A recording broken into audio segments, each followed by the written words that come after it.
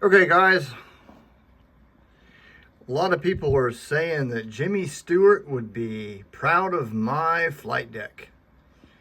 Jimmy Stewart is a name that is synonymous with the B-36 because it was in the movie Strategic Air Command. I understand that. I get that, but I'm going to have to break some hearts and ruin some days for you technical guys out there.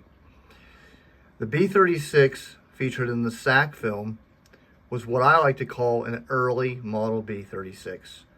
An early model B-36 consisted of A, B, D, and F models. Late models are H and J. The early model B-36 featured a far different cockpit layout than the late model, which you're accustomed to seeing in the museums.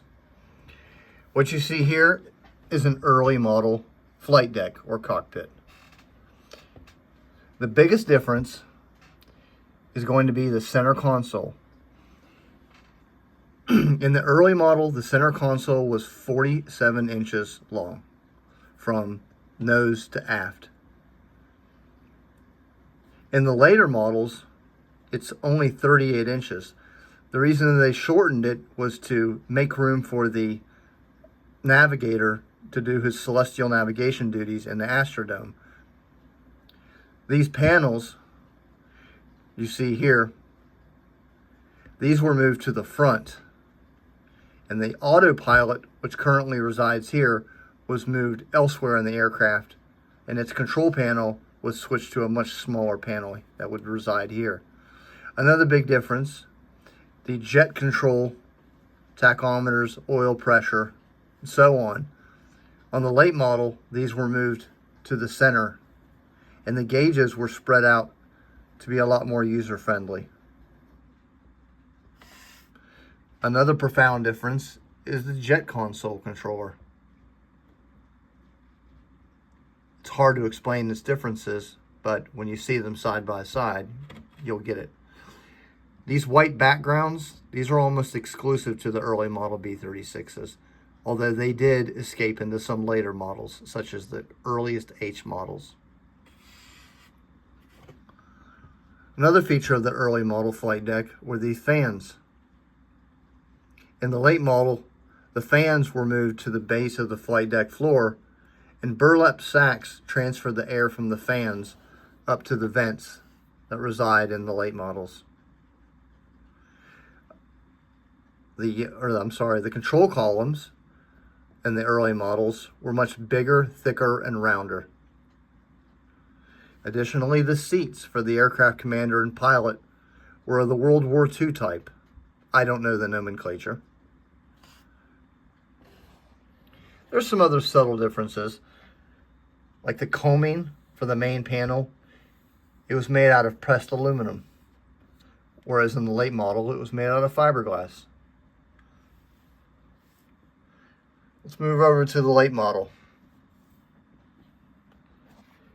A much shorter center console with a lot of the information that was up in here, the landing gears, the bomb bay doors that used to reside in the center is moved into these wings or extensions. Of course, you can see the gauges that once resided on the sides because they were an add-on or an afterthought are now purposely built into the main panel.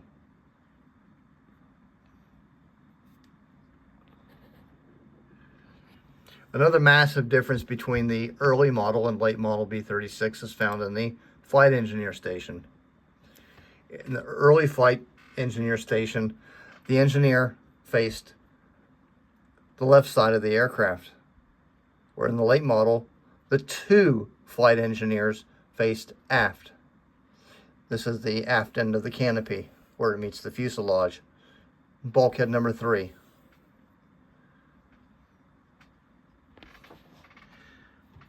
Let's check out the later model.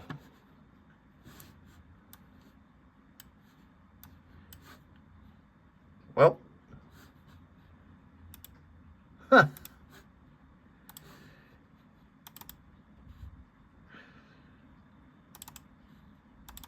There we go.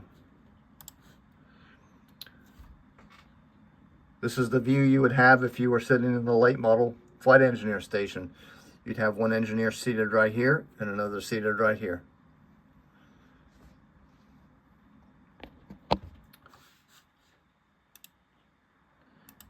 Finally, a comparison between the early model and the late model B-36 center consoles. See, the autopilot control was moved to here. The radio compass control once lived here. It was moved up here, along with all the other communications and intercoms panels. Bomb bay door, landing gear, etc. now reside in these extensions.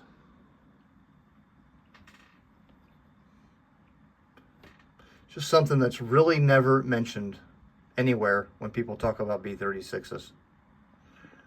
So now you know.